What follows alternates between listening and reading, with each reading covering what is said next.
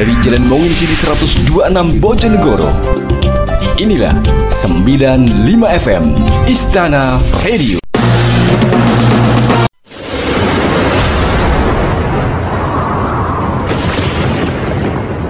Mohon perhatian, jimat sajian malam Jumat segera dimulai.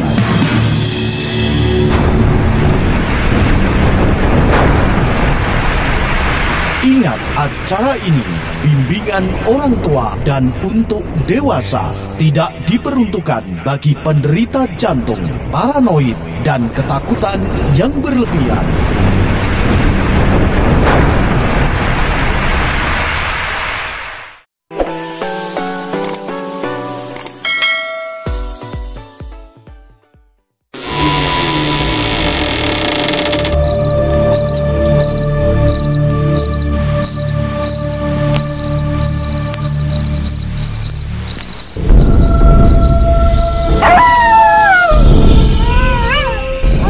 Kembali tim Jimat punya cerita misteri bersambung dengan judul Misteri Kampung Pengantin.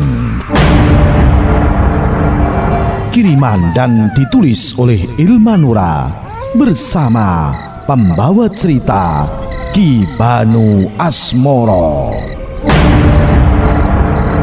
Pada kisah yang lalu diceritakan, yakni yang pada saat itu mandi, kedatangan tamu tak diundang yaitu Wak Qadir. Dengan dia ketakutan, kemudian dia bersembunyi di kamar.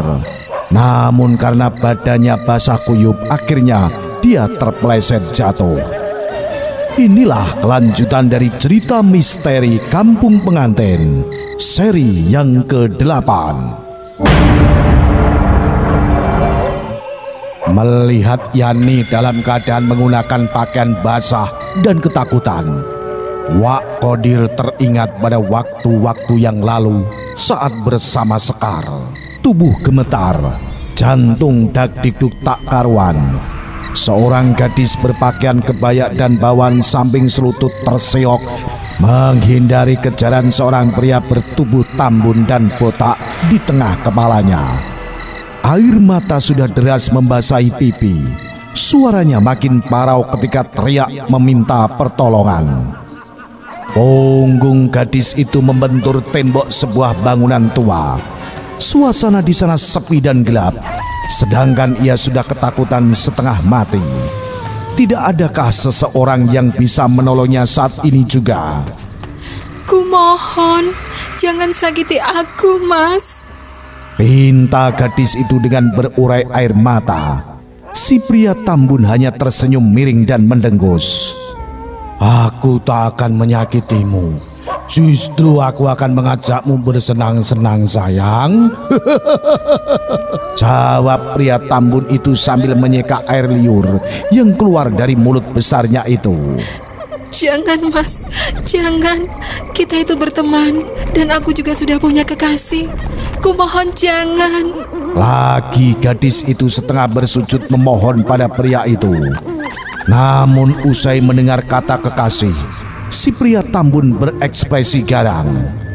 Tangannya terangkat lantas menarik rambut panjang si gadis sampai wajah cantiknya mendongak dan dapat dilihat jelas oleh si pria tambun. Lihatlah Sekar, wajahmu ayu berkulit lembut, matamu bulat dengan bola mata hitam sayu. Tahukah kamu, itu membuatku jatuh cinta sangat gila. Namun kamu tidak pernah sedikit pun melirikku. Bahkan kamu terang-terangan menolakku di depan lelaki miskin itu. Di akhir ucapan pria tambun itu menaikkan nada bicaranya. Maafkan aku, Mas Rojak. Aku hanya tidak ingin kamu terus berharap dan semakin membuatmu sakit hati. Persetan Sekar, aku tak peduli. Yang penting aku ingin bersenang-senang denganmu sebelum kau bersenang-senang dengan si miskin itu. Lanjutnya sambil terus mendesak gadis itu semakin tersudut. Sekar sudah tidak tahu harus bagaimana. Jika bisa ia ingin mati saja daripada harus memberikan kesuciannya pada lelaki yang saat ini sudah mulai kurang ajar.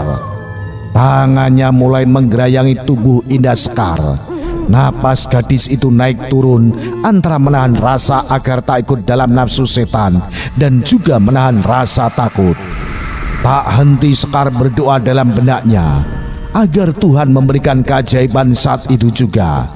Namun sayang, gadis malang itu harus bernasib tragis. Si pria Tambun berhasil menggauli Sekar dengan nafsu setannya. Sekar terengah dan menangis terseduh. Ia merasa kotor. Tubuhnya bagai seonggok bangkai tak ada gunanya lagi selain dimakan oleh hewan pemangsa bangkai. Ia tak bisa berpikir, bagaimana jika sang kekasih tahu tentang ini? Bagaimana jika warga kampung mengetahui semua ini juga? Apakah dirinya masih akan diterima dengan baik?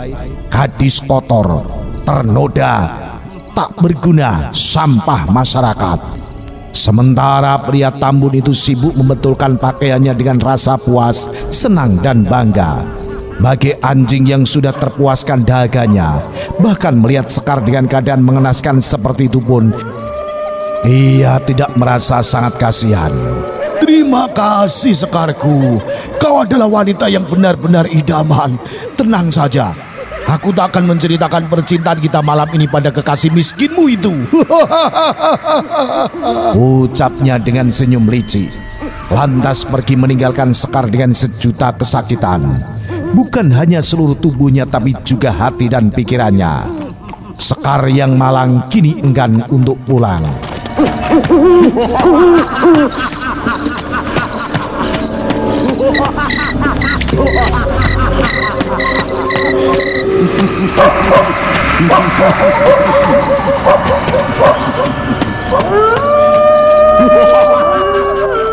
Sementara itu, Malik saat tertidur tersadar karena dia mengap-ngap. Wajahnya terangkat dan celingukan ke sana kemari, melihat di manakah ia saat ini. Akan tetapi Malik dibuat bingung dengan keadaan. Malik merasa kemarin dia dibawa Sekar ke alamnya dan melihat sesuatu yang mengejutkan tentang neneknya. Tetapi bagaimana bisa ia kembali tanpa sadar dan sudah berada di kamarnya dengan keadaan tidur. Selain itu juga, Malik sempat bermimpi sesuatu yang memilukan. Ia bermimpi seorang gadis diperkosa oleh seorang lelaki bertubuh Tambun, dan ia merasa tak asing dengan wajah pria itu. Kalau tidak salah, Pak Rojak, Pakik Malik matanya membulat tak percaya. Tidak, ini hanya mimpi, bukan sesuatu yang harus aku pedulikan. Bisa saja ini bunga tidur karena aku terbawa suasana ketika berada di alam Sekar. Malik mencoba mengelak tentang mimpi itu. Ia pun beranjak lalu berjalan ke arah pintu. Dilihatnya ke seluruh ruangan, tampak sepi. Apakah uaknya memang belum kembali ataukah sudah pergi lagi? Tubuhnya terasa pegal dan lengket. Akhirnya Malik mencoba untuk membersihkan diri. Lagi pula sudah berapa hari ia ada di alam gaib itu? Mungkin lebih dari 2 hari. Dan Malik benar-benar tidak mandi selama itu. Namun sebelum kakinya melangkah ke arah kamar mandi, Malik sempat melirik sesaat ke arah pintu sebuah kamar yang terbuka sedikit. Pikir Malik, kamar itu dari awal ia datang ke sini tak pernah dimasukinya. Bahkan uaknya melarang keras agar Malik tak lancang memasuki ruangan itu. Instingnya mulai bangkit. Ia berjalan pelan dan membuka sedikit pintu itu, mencoba tidak terkejut dengan apa yang dilihatnya saat ini. Lukisan Sekar, patung Sekar, sesajian, bahu menyan, dan cermin besar. Apakah semua ini? Kenapa ruangan mirip sekali dengan ruangan milik Rojak? Ruangan tempat di mana pria itu menyembah iblis. Apa mungkin? Tapi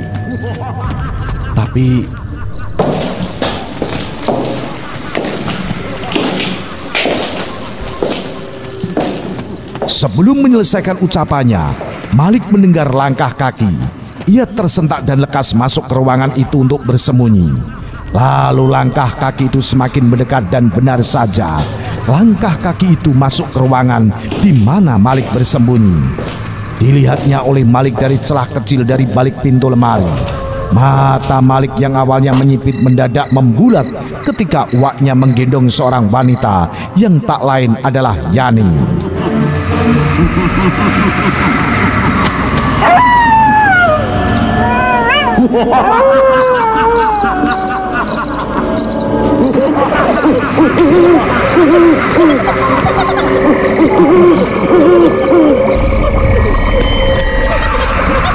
Sulit dipercaya dengan apa yang tengah Malik lihat saat ini.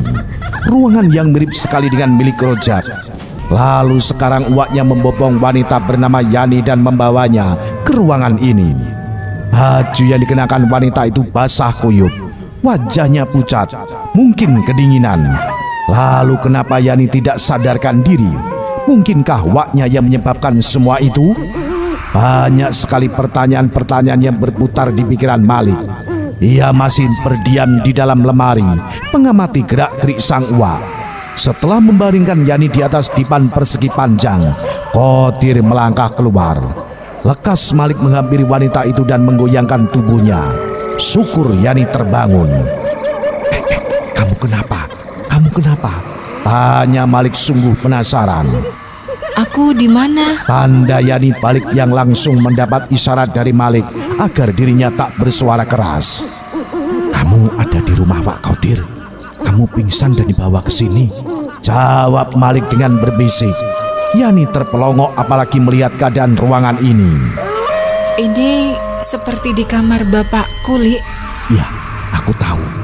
Aku pernah ke sana sewaktu mencarimu yang dikatakan sudah dikirim ke RSJ.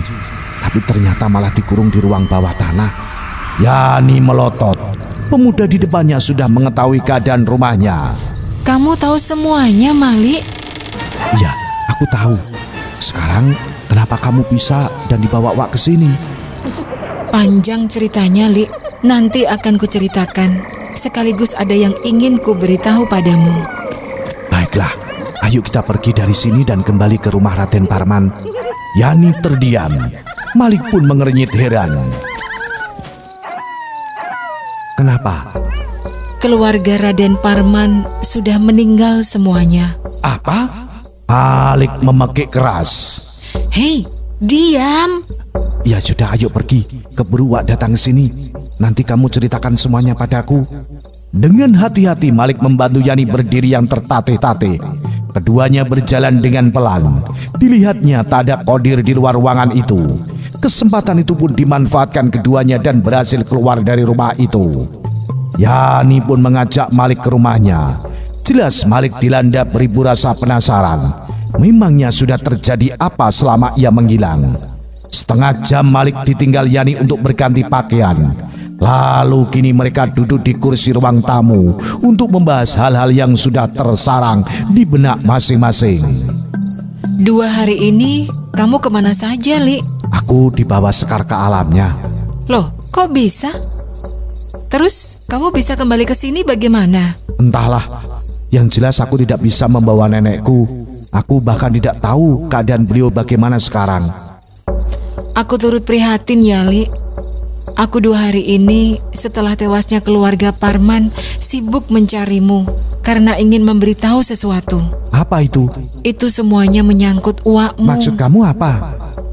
Yani terdiam sejenak. Ia bingung harus mulai dari mana. Karena ini menyangkut seseorang yang Malik hormati. Akankah pemuda ini mempercayai dirinya? Kematian Mas Karyo dulu adalah ulah uakmu, Li. Uakmu bermain dukun. Dia bersekutu dengan iblis. Lalu yang membunuh keluarga Parman serta bapakku juga adalah uakmu melalui iblis yang ia pelihara. Malik amat tercengang mendapatkan semua kebenaran tentang uaknya, terutama dari orang lain. Ini di luar dugaan. Sejak awal dirinya mencurigai ayah Yani yang menyebabkan meninggalnya Karyo dan yang menumbalkan Danang. Tapi nyatanya, kamu bercanda, Yan? Buat apa aku bercanda? Selama ini aku ingin memberitahumu siapa yang membunuh suamiku. Namun aku belum bisa karena ingin membuktikan kejahatan uakmu. Selama ini aku hanya pasrah pada keadaan dan omongan orang jika aku gila, Malik. Tapi ayahmu tahu jika kamu tak gila. Yani menggeleng. Bapak termakan omongan tetangga dan menganggapku gila. Aku bisa apa? Daripada harus ditanyai tentang kejadian yang tidak ingin aku ingat. Sebenarnya iblis yang bapakku pelihara adalah iblis milik uakmu. Jadi bapakku dimanfaatkan keduanya agar semuanya curiga jika tumbal dan kematian Karyo disebabkan bapakku. Malik seolah sulit mencerna apa yang dikatakan Yani. Selama ini Malik mencari dalang di balik semuanya, yang justru pada akhirnya adalah orang terdekatnya selama ini. Sedih, kecewa, marah, Malik merasakannya saat ini, namun entah harus berbuat apa. Tapi apakah iblis yang wakku pelihara adalah arwah Sekar? Entahlah, Li. Yang jelas, sekarang kita harus bongkar kebusukan uakmu dan membuat dia sadar jika yang dia lakukan itu salah, sebelum apa yang ia perbuat berbalik kepadanya sendiri. Ya, kamu benar. Lalu sekarang kita harus apa? Malik tak bisa lagi berpikir. Ia buntu setelah mendengar kenyataan tentang uaknya. Tapi sebelum itu aku harus selamatkan nenekku dulu, Yan. Siapa tahu beliau tahu tentang semuanya. Lanjut Malik. Yani pun mengangguk.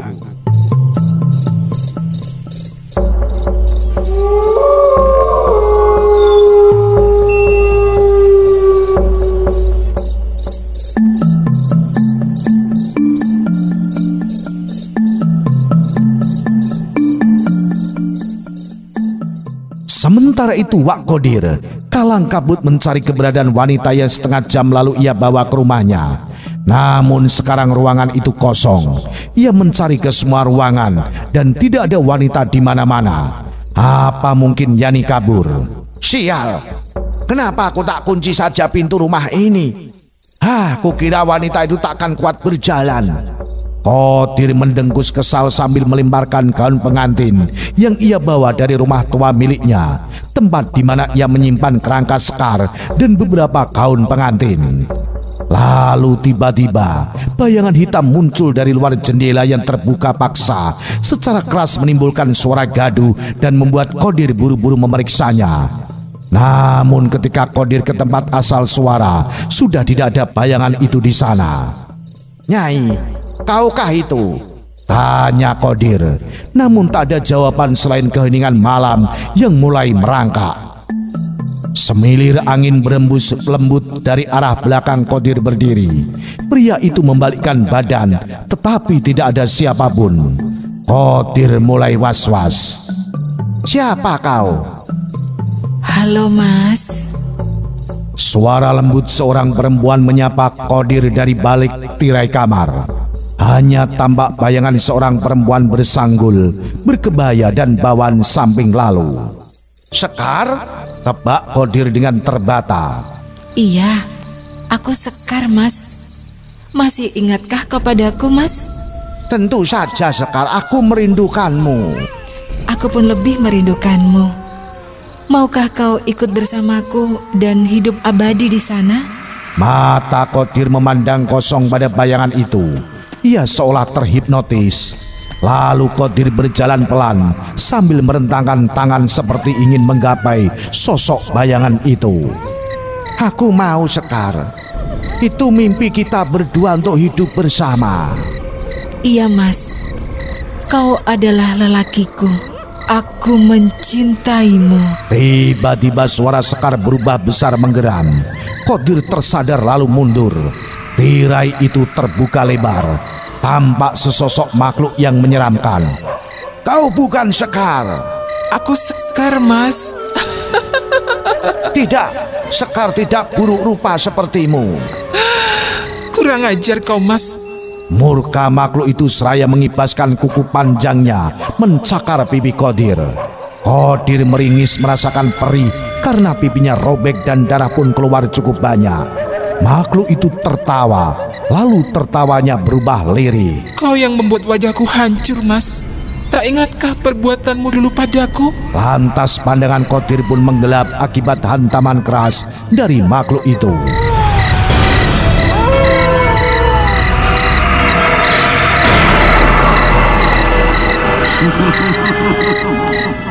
Karena wanita yang saat ini marah itu mengingat masa lalu, yang mana dia menangis terseduh di depan seorang lelaki muda bertubuh kurus dan tinggi, kulitnya sawo matang dengan rambut panjang sebahu. Wajah lelaki itu tampak marah, tangannya mengepal sambil menatap tajam pada perempuan di depannya itu. "Dasar wanita jalang!" ia memaki perempuan itu. Lalu si perempuan makin terseduh, tak mengira kekasihnya akan mencapakkan dan menghinanya seperti itu. Padahal jelas ini bukan dosa miliknya, ia hanya korban, tetapi sang kekasih tak ingin mempercayainya itu. Kenapa kau tak mempercayaiku, Mas? Bisakah kau membela aku? Buat apa aku harus membela perempuan yang mau saja main gila, bahkan bercinta dengan lelaki lain? Apa karena dia anak kaya raya? Hah? Tidak, Mas. Aku itu diperkosa. Kenapa kau tak percaya padaku? Persetan, sini ikut aku. Lelaki itu menggusur perempuan itu yang tak lain adalah Sekar. Tanpa peduli ia menangis sampai menangis darah. Rambutnya yang hitam panjang ditarik paksa. Keduanya masuk ke sebuah rumah tua di tengah-tengah hutan. "Kau aku kurung di sini." Jangan, Mas. Ayah ibuku pasti mencariku. Nggak peduli aku. Itu justru bagus agar kau tak dijodohkan dengan orang lain. Kau sudah bekas orang lain. Lalu sekarang kau ingin menikah dengan orang lain juga. Tak pedulikah kau, Sekar? Sekar, kamu tahu bagaimana usahaku selama ini yang banting ke sana kemari mencari pekerjaan untuk bisa melamarmu, untuk bisa merebut hati kedua orang tuamu agar menikahkan denganku. Tetapi kau malah bercinta dengan si keparat itu. Amarah Qadir saat itu meledak sampai ia tak sadar sudah memukuli habis-habisan perempuan itu. Wajahnya yang cantik jelita kini rusak. Ia terkapar di lantai dengan napas megap-megap. Qadir terkejut atas ulahnya. Buru-buru lelaki itu membaringkan Sekar di atas dipan persegi panjang, lalu mengikat tangan dan kakinya, membiarkan Sekar sekarat sendirian di sana, dan ia pergi begitu saja. Mata indah itu terbuka sedikit dengan genangan air mata di pelupuk matanya, lantas terjatuh. Hatinya sakit melihat kekasih hati tega berbuat seperti ini padanya. Ia ingin bersuara hanya untuk meneriaki lelaki itu bahwa Sekar mencintainya. Namun nihil, Sekar menutup matanya dan napasnya pun berhenti.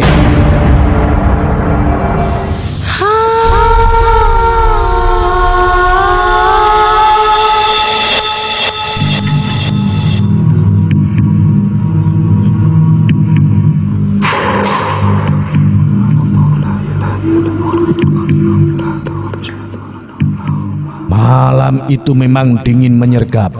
Qadir berlari tunggang langgang menghampiri rumah di mana Sekar sudah tiada.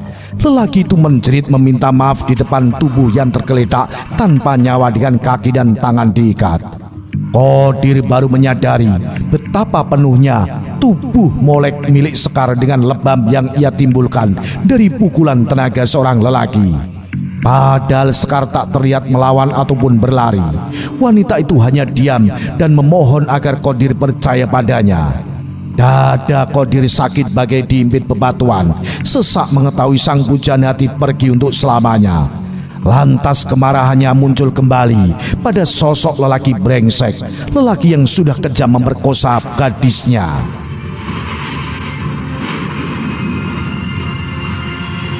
"Awas kau Rojak, ku balas perbuatanmu," ucap Qadir geram.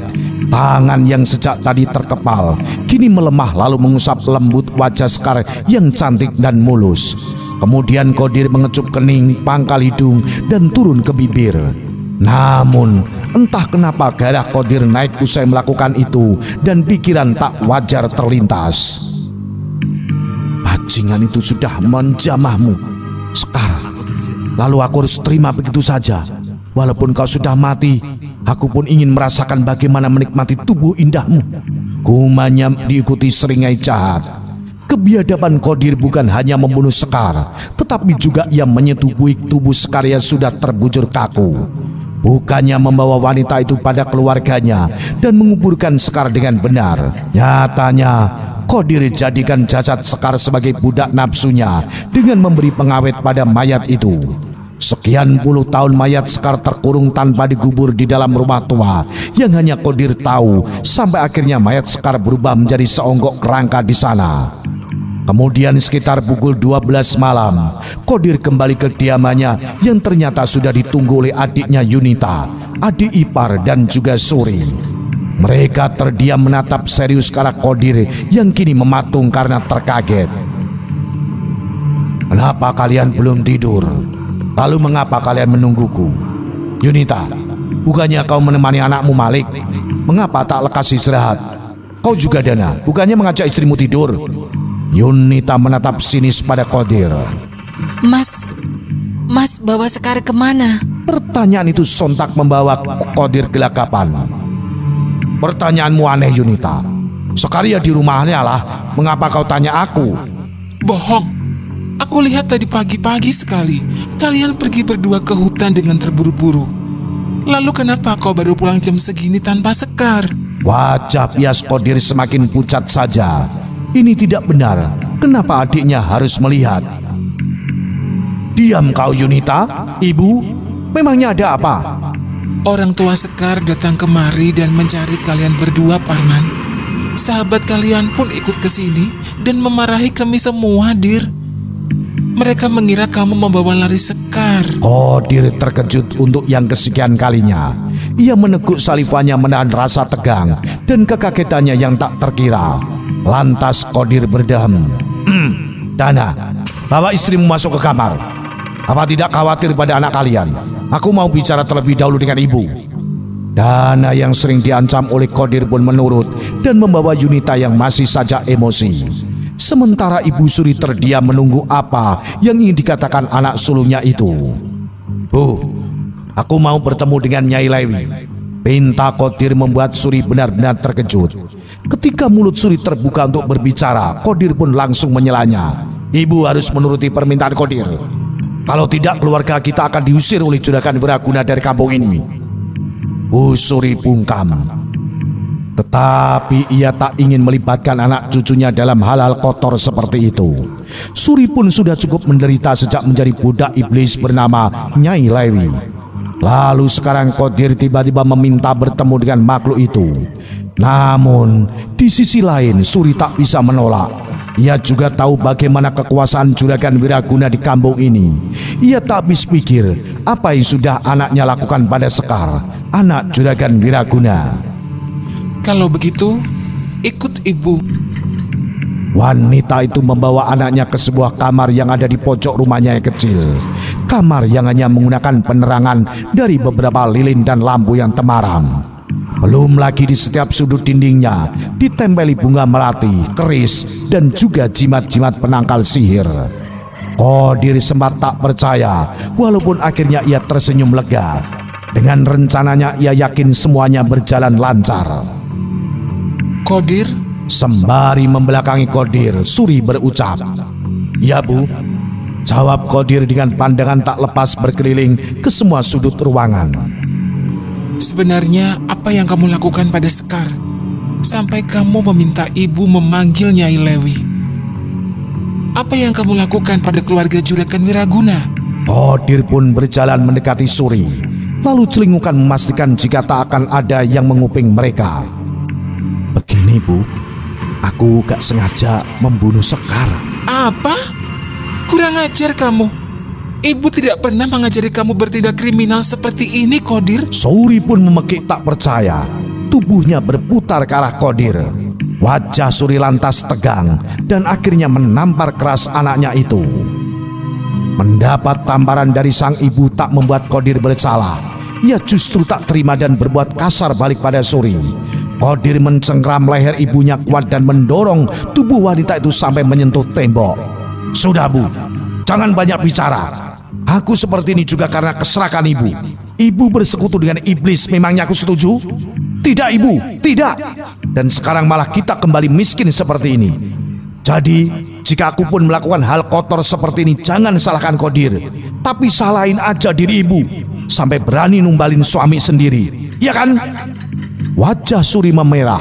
menahan amarah dan juga kehabisan napas. Lantas Qadir pun melepaskan cengkramannya, membuat wanita itu terengah-engah juga terbatuk. Kini keduanya saling menatap tajam, walau akhirnya Suri yang mengalah dan mengembuskan napas pasrah. Suri pun berjalan mendekati meja yang sudah tersedia sesajian. Ia membaca mantra dengan memejamkan mata. Tak berserang lama, sesosok makhluk mengerikan dan juga ukuran tinggi besar berdiri di pojok ruangan. Qadir terkejut lalu mundur beberapa langkah. Bu, itu tunjuk Qadir. Qadir pun mengerjap dan menelan salivanya. Dia Nyai Lewi yang kamu ingin temui. Salam Mbah Lewi. Ada apa kau ingin bertemu Suaranya denganku? menggeram. Saya ingin menjadi budakmu. Suri terkejut sementara makhluk itu tertawa dan menggema di ruangan itu. Qadir, apa-apaan kau? Sudah, diam saja Bu. Qadir membentak balik Suri. Benarkah itu? Ucap si makhluk. Qadir duduk membungkuk memberi salam sungkem pada makhluk itu. Iya Mbah, saya ingin menjadi budakmu. Memangnya apa yang kau inginkan dariku? Kekasih saya Sekar mati. Tolong abadikan arwahnya Mbah, agar saya selalu merasakan keberadaan Sekar. Lalu? Dan saya ingin keluarga Sekar pun mati agar tak ada yang curiga. Apa-apaan kamu ini, Qadir? Suri benar-benar tidak menyangka dengan jalan pikiran anaknya ini. Ia terkejut dengan tindakan yang diambil oleh Qadir. Bagaimana bisa Qadir menjadi sekejam ini? Sudah ku bilang ibu diam saja jika ingin semuanya membaik, bentak Qadir lagi kepada sang ibu. Nah, bagaimanakah kisah selanjutnya? Apa yang akan terjadi selanjutnya? Ikuti terus cerita misteri bersambung. Misteri Kampung Pengantin episode selanjutnya. Salam Cimatres, salam misteri.